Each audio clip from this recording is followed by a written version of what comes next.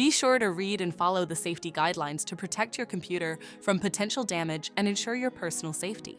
For more information about safety guidelines, see the owner's manual at dell.com/support. Before you begin, turn off the computer and disconnect all the attached peripherals. Before proceeding, ensure your computer is in service mode. To enter service mode, press and hold the B key on the keyboard and then press the power button. Now, the computer will boot up and the owner tag information is displayed on the screen. Press any key to proceed. The computer will emit 3 short beeps and shut down, indicating it has entered the service mode. Loosen the captive screws holding the base cover in place. Using a plastic scribe, pry the base cover from the palm rest assembly, starting at the top edge and working your way around to release it from all sides.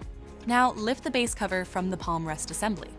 If your computer is unable to enter service mode, disconnect the battery cable from the system board. To remove the solid-state drive 2280, identify the solid-state drive and remove the 2 screws. Unlatch and remove the screw to lift the drive out of the system. To reinstall the solid-state drive 2280, place it back in the system and tighten the screw.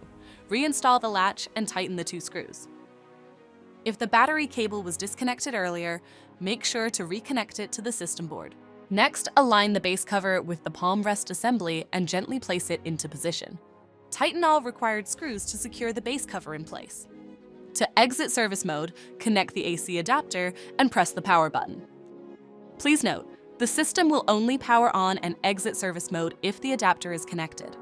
For more information about your Dell system, visit dell.com/support.